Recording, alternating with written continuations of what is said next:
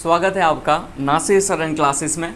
जो last lecture था और टॉपिक 2 उसमें हमने कॉम्बिनेशन रिएक्शन और उसके साथ बहुत सारे क्वेश्चन से जो उनको फिनिश किया था।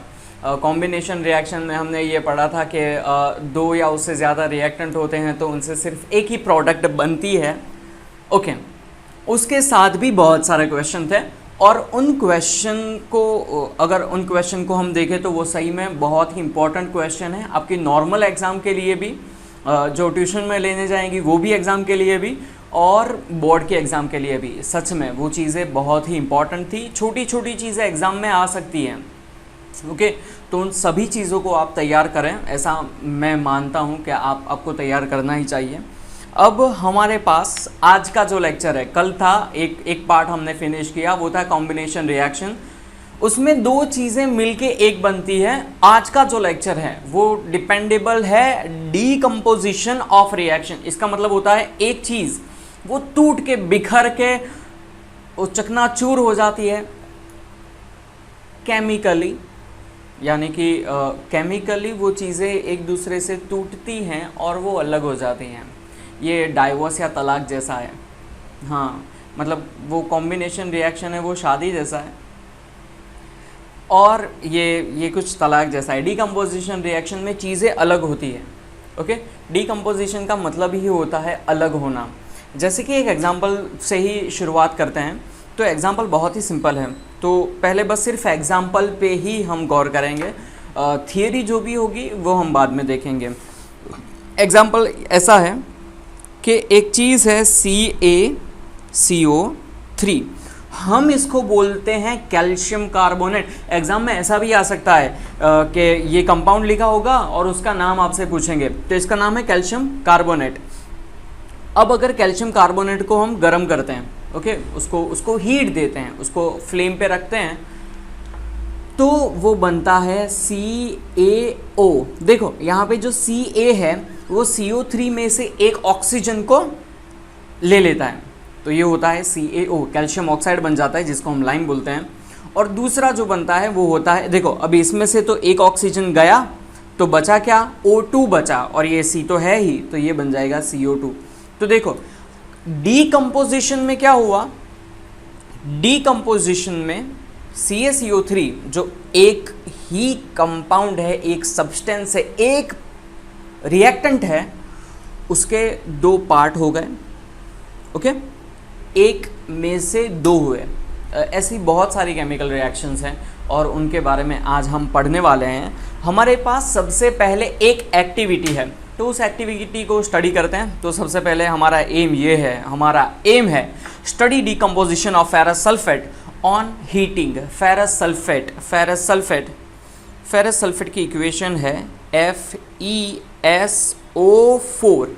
ओके, FeSO4 आयन होता है, आयन, तो वो अपने दो इलेक्ट्रॉन्स को गंवा देता है और वो बन जाता है +2। और SO4 माइनस आयन बनता है -2। तो ये +2 और -2 दोनों जुड़ के ये वाला कंपाउंड बनाते हैं। ओके, तो FeSO4 को जब हम, यानी कि FeSO4 फेरस सल्फेट को जब हम हीट देते हैं तब क्या होता है, वो हमारा एम है, वो हमको पढ़ना है कि उससे क्या होता है। तो चलिए देखते हैं एक्टिविटी ऑब्वियसली। तो एक्टिविटी में क्या है, एक्टिविटी में ये है take approximately 2 gram of ferrous sulphate crystals in tube. जो ट्यूब आती है ग्लास ट्यूब एक्सपेरिमेंट करने के लिए, तो उस ट्यूब के अंदर हमको 2 ग्राम ऑफ फेरस सल्फेट डालना है। Heat the tube over the flame. अब नीचे से हमको, हमारे पास जो भी हो स्पिरिट लैम्प मोस्ट ऑफली, तो उसकी फ्लेम के ऊपर वो ट्यूब में जो फेरस सल्फेट रखा है उसको हमको गर्म करना है। तो गर्म करने के बाद heat the tube over the flame, जब हम फ्लेम के ऊपर उस ट्यूब को रख के वो फेरस सल्फेट जो 2 ग्राम लिया उसको अगर हम देखेंगे तो हम ऑब्जर्व करेंगे कि उसका कलर चेंज हो रहा है। और हमको यही ऑब्जर्व करना है, observe the colour of ferrous sulphate after heating it. यानी कि जब वो हीट, हमने उसको गर्म नहीं किया, उसके पहले उसका कलर कौन सा था, और जब हमने उसको गर्म किया उसके बाद उसका कलर कैसा होगा ये हमको जानना है। ओके, तो उसको जानते हैं। Ferrous sulphate is green. Ferrous sulphate, जो फेरस सल्फेट होता है ऑब्वियसली जो फेरस सल्फेट है वो ग्रीन होता है। ओके, रिएक्शन से पहले। लेकिन जब रिएक्शन खत्म होता है, रिएक्शन जब खत्म होता है, सो आफ्टर, उसके बाद रिएक्शन खत्म होने के बाद वो चेंज होता है ब्राउन कलर में। ओके, तो ये हो गया साइन ऑफ, सिंबल ऑफ और साइन ऑफ केमिकल रिएक्शन कि उसका कलर चेंज हो रहा है। तो जब हम उसको गर्म करेंगे तो उसका कलर चेंज होगा। और ये है एक्सपेरिमेंट की ड्राइंग, ऑब्वियसली ये उसका फिगर है। ओके, सेकेंड थिंग इस, ये जो फिगर है उसमें हम देख सकते हैं SO3 and SO2, sulphur trioxide and sulphur dioxide जो गैसेस हैं वो गैस रिलीज हो रही हैं। ओके, और यहाँ पे फेरस सल्फेट है, हमने उसको लैंप की जो फ्लेम है उस पर गर्म किया था। Finally what is meant by decomposition of reaction. So decomposition reaction की जो डेफिनेशन है वो हमारे पास है, a single compound is heating from forms more than one product is called decomposition reaction. तो हमने जैसे पहले बताया, हमने जब से एग्जाम्पल स्टार्ट किया था CaCO3 का, जब हमने उसको गर्म किया था तब उसमें से CaO यानी कैल्शियम ऑक्साइड और कार्बन डाइऑक्साइड गैस रिलीज हुई। तो इसका मतलब ये होता है कि एक प्रोडक्ट हो उससे हमको रिएक्शन के बाद 2 या उससे ज़्यादा प्रोडक्ट मिलती हैं। अभी एग्जाम्पल है, मैंने सिर्फ इन 2 चीज़ों के फॉर्मूला ही लिखे हैं जो केमिकल इक्वेशन है, अब हम उनको समझेंगे। CaCO3 की जो इक्वेशन है calcium carbonate, CaCO3 calcium carbonate की जो इक्वेशन है वो हमने ऊपर ही फिनिश की। अब हम FeSO4 की केमिकल इक्वेशन फिनिश करेंगे। तो आप ध्यान दीजिएगा, ये इंपॉर्टेंट है। सो सबसे पहले है FeSO4, ये हम लेंगे 2 के फॉर्म में। Okay, FeSO4 twice. अब इसको हीट देंगे, फ्लेम पे रखेंगे, हम उसको गर्म करेंगे। तो जो 2Fe है वो O3 के साथ, जो SO4 है उसके O3 के साथ रिएक्ट करके Fe2O3 बनाएंगे। ओके, Fe2O3 बनाएंगे। इसको हम बोलते हैं आयन ऑक्साइड, इसको आयन ऑक्साइड बोलते हैं। सेकेंड थिंग, अब देखो हमारे पास इक्वेशन में कौन कौन बचा। तो देखो हमारे पास टोटल थे, यानी देखो ये 2 × 4, ऑब्वियसली ये 2 × 4 हुए ऑक्सीजन, यानी ऑक्सीजन कितने हुए 8। लेकिन इक्वेशन में हमारे पास सामने प्रोडक्ट, जो प्रोडक्ट है उसके साइड में कितने ऑक्सीजन गए 3। तो अभी भी हमारे पास कितने ऑक्सीजन बचे हैं 5, हमारे पास 5 ऑक्सीजन बचे हैं। ये हम केमिकल को बैलेंस भी कर रहे हैं, केमिकल इक्वेशन है उसको बैलेंस भी कर रहे हैं। आप लोग ये चीज़ को सच में बहुत ही हल्के फुल्के में मत लेना। केमिकल बैलेंस करने की जो थियरी है वो पूरे 5 मार्क्स में भी आ सकती है या 3 मार्क्स में भी आ सकती है। सो सबसे पहले Fe2SO4 था, इसमें से Fe2 और SO4, ये देखो ये जो 2O4 था उसके 8 ऑक्सीजन में से 3 ऑक्सीजन के साथ रिएक्ट करके बना Fe2O3, Fe2O3 बना। सेकेंड थिंग, ऑक्सीजन अब हमारे पास बचे हैं 5 और सल्फर है हमारे पास 2। ओके, सल्फर हैं 2 और ऑक्सीजन है 5। तो एक सल्फर ऑक्सीजन के 2 एटम के साथ जुड़ता है और एक सल्फर ऑक्सीजन के 3 एटम्स के साथ जुड़ता है। तो हमारे पास जो केमिकल इक्वेशन है वो ऐसी बनती है कि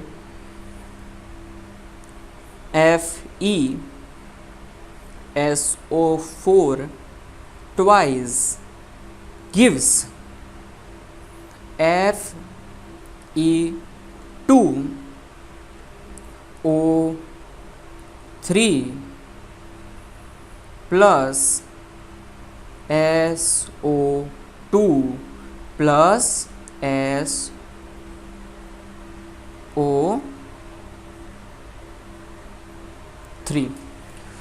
देखो फिर से हमने क्या पढ़ा आज, हमने पढ़ा कि ये जो है वो है डीकम्पोजिशन रिएक्शन। ओके, तो ये सच में डीकम्पोजिशन ही है। देखो Fe2SO4 एक ही रिएक्टेंट है, लेकिन उसमें से 3 प्रोडक्ट बनती है। Okay, so which substance is use for, ये एक क्वेश्चन है 1 मार्क्स के लिए। विच सब्सटेंस 1 मार्क के लिए, sorry, which substance is use for manufacture cement, कौन सी चीज़ है जो सीमेंट बनाने के लिए यूजफुल है? तो ऑब्वियसली वो चीज़ है कैल्शियम ऑक्साइड, और उसका फॉर्मूला है CaO, कैल्शियम ऑक्साइड। ओके, अब अनदर एक्टिविटी हमारे पास, जो पहली जो डिकम्पोजिशन थी, पहली एक्टिविटी थी डिकम्पोजिशन की, वो हीट, हमने उसमें हीट का इस्तेमाल किया है ना, हमने उसको फ्लेम दी, गर्मी दी, और वो डिकम्पोज हो गया। लेकिन वो एक ही टाइप का डिकम्पोजिशन नहीं था, हमने पढ़ा था डिकम्पोजिशन 2 टाइप के होते हैं, एक जो होता है वो हीट से होता है, और सेकंड जो होता है वो होता है इलेक्ट्रिसिटी से। तो जो इलेक्ट्रिसिटी वाला होगा अब हम उसको पढ़ेंगे।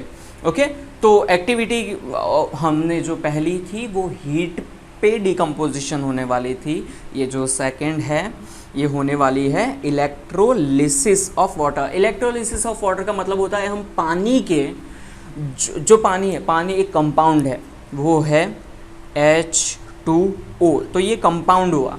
ओके, ये मॉलिक्यूल है। अब हम उसको डीकम्पोज करेंगे, हम उसको फ्लेम पे रखते हैं। आपने देखा होगा कि हम पानी को गर्म करते हैं तो वो स्टीम में कन्वर्ट होता है, वो भाप में कन्वर्ट होता है, बट हम उसमें से जो उसके मॉलिक्यूल होते हैं, मॉलिक्यूल जो उसका होता है उसमें से H2 और ऑक्सीजन, उनको पा नहीं सकते, उनको अलग नहीं कर सकते। ओके, हीट देने से हम H2O को अलग कर सकते नहीं है, तो उसके लिए हमको उससे ज़्यादा पावरफुल डीकम्पोजिशन टेक्निक का इस्तेमाल करना पड़ता है, जो होता है इलेक्ट्रोलिसिस। यहाँ पे हम इलेक्ट्रिसिटी का इस्तेमाल करके चीज़ों को डीकम्पोज करते हैं। ओके, इलेक्ट्रिसिटी से हम चीज़ों को अलग करते हैं। सो फर्स्ट है हमारे पास ऑब्वियसली एक एक्टिविटी है, एम है हमारे पास to study electrolysis of water. Finally सबसे पहले क्या लेना है, टेक अ मग। ओके, ये टेक अ मग, ये रहा मग, ड्रिल 2 होल्स, उसमें हमको 2 होल्स करने हैं। Arrange carbon electrodes as shown in figure, carbon के इलेक्ट्रोड्स, जो ये बैटरी है, ये पावर सोर्स है, इसको ये बैटरी है, ये टोटल है बैटरी 6 वोल्ट की, ये बैटरी है कॉमनली। इसमें दो पोल्स होते हैं, एक प्लस यानी पॉजिटिव और एक माइनस यानी नेगेटिव। इन दोनों को हमको इलेक्ट्रोड में कन्वर्ट करके ये जो मग है उसके अंदर फिट करना है। फिर उसके बाद हमको ये जो मग लिया था उसके अंदर पानी ऐड करना है। ओके, तो ये पानी हमने ऐड भी कर लिया यहाँ पे। अब देख सकते हो यहाँ पे इक्वेशन है H2O की, ऐसे है H2O। ओके, तो ये हमने ऐड कर लिया। Finally add few drops of sulphuric acid, sulphuric acid है H2SO4, तो ये एसिड है, उसके कुछ ड्रॉप्स भी हमको डालने हैं। ये ड्रॉप्स हम इसलिए डालते हैं ताकि ओके, जो प्योर वाटर होता है जिसमें कोई भी आयन नहीं होता, सिर्फ और सिर्फ पानी होता है, उसमें से इलेक्ट्रिसिटी पास नहीं हो सकती, उसमें से बिजली पसार नहीं हो सकती। तो हमको क्या करना होगा, इसमें कुछ एसिड ऐड करना होगा। वो एसिड है H2SO4। अगर हम उसके 2-3 ड्रॉप पानी में डालते हैं तो उसके आयन्स बनते हैं, और आयन ही हमको चाहिए इलेक्ट्रिसिटी को पास करने के लिए। अगर और भी आपको इन्फॉर्मेशन चाहिए होगी तो वो इन्फॉर्मेशन आप 4th जो चैप्टर है इलेक्ट्रिसिटी, उसमें दिया है कि इलेक्ट्रिसिटी है तो उसको पास होने के लिए आयंस चाहिए, इलेक्ट्रॉन्स चाहिए, नहीं तो वो इलेक्ट्रिसिटी वो पास उसमें से होगी नहीं। तो जो प्योर वाटर होगा, अगर हमने यहाँ पे प्योर वाटर यूज़ किया तो इलेक्ट्रिसिटी पास आउट नहीं होगी। तो इलेक्ट्रिसिटी को पास होने के लिए हमको इसमें ऐड करना होगा H2SO4। तो हमने उसके कुछ ड्रॉप्स उसके अंदर डाल दिया। Finally connect electrodes with 6 volt battery. जो इलेक्ट्रोड है, 2 इलेक्ट्रोड पॉजिटिव नेगेटिव, पॉजिटिव और नेगेटिव उन दोनों के साथ हमको जोड़नी है 6 वोल्ट की बैटरी, और उसको थोड़े टाइम के लिए वो बैटरी को चालू करके हमको वहीं पे उसको रख देना है और फिर ऑब्जर्व करना है। तो ऑब्जर्व में क्या होगा, तो ऑब्जर्व में हम देखेंगे ऑक्सीजन जो गैस है, oxygen gas O2 is evolve at anode. Evolve का मतलब होता है वो उत्पन्न होती है, इवॉल्व का मतलब होता है उत्पन्न होना, उसका सर्जन होता है, वो अलग होती है H2O से। कहाँ पे, तो एनोड पे। एनोड कौन सा आयन है, एनोड पॉजिटिव इलेक्ट्रोड है। ओके, अब हाइड्रोजन है जो H2 है, वो इवॉल्व होता है कैथोड पे। कैथोड कौन सा इलेक्ट्रोड है, माइनस, नेगेटिव। नाउ ये क्वेश्चन है कि जो ऑक्सीजन है वो एनोड पे और हाइड्रोजन है वो कैथोड पे क्यों इवॉल्व हुआ। तो ये बहुत ही सिंपल है। ऑक्सीजन नेगेटिवली चार्ज्ड होता है। ओके, ऑक्सीजन नेगेटिवली चार्ज होने का मतलब ये होता है कि उसमें जो इलेक्ट्रॉन्स हैं वो माइनस होते हैं, ऑक्सीजन -2 होता है।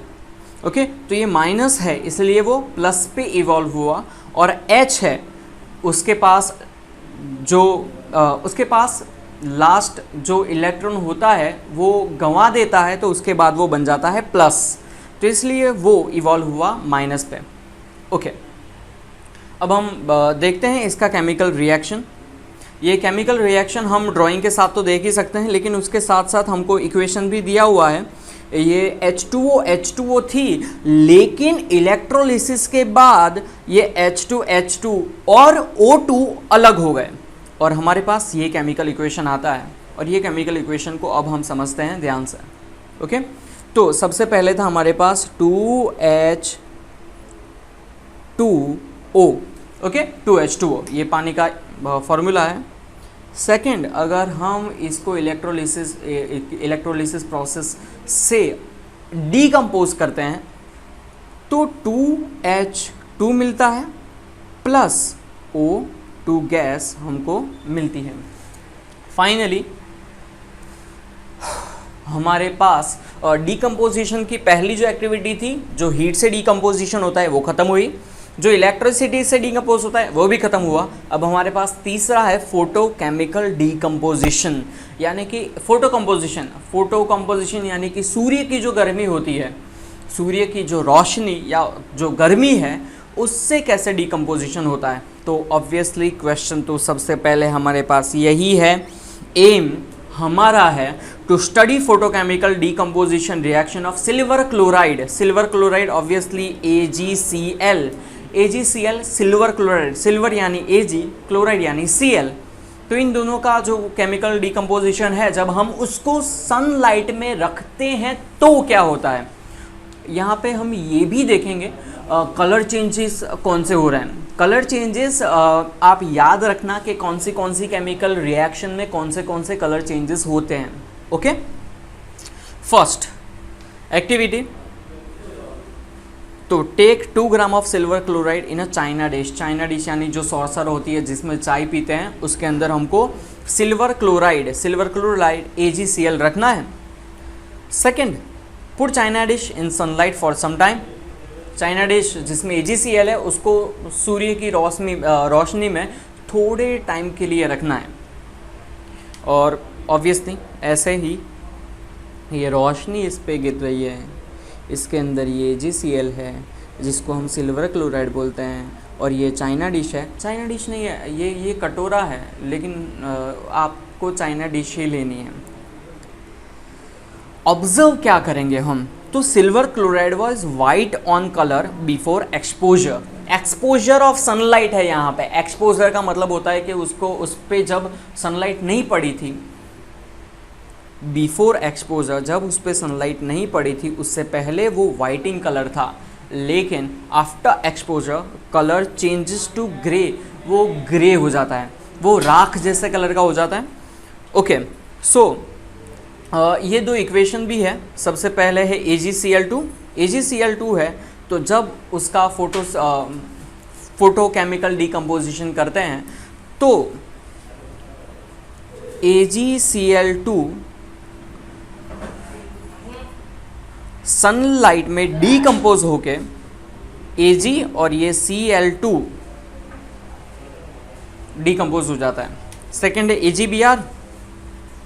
AgBr, जो AgBr है वो है सिल्वर ब्रोमाइड। तो सिल्वर ब्रोमाइड है वो भी डिकम्पोज होता है लाइट के अंदर ही। सन की लाइट जब उस पर पड़ती है तो आपको केमिकल इक्वेशन लिखते टाइम ये चीज़ें नहीं करनी है, आपको बस सिर्फ लाइट लिखना है और लाइट उस पर गिरने से वो Ag2 प्लस Br2 में डिकम्पोज हो जाता है। ओके, सो आज का जो लेक्चर था वो टोटली डिपेंडेबल था डीकम्पोजिशन पे। और ये डीकम्पोजिशन जो भी है वो 3 टाइप के थे।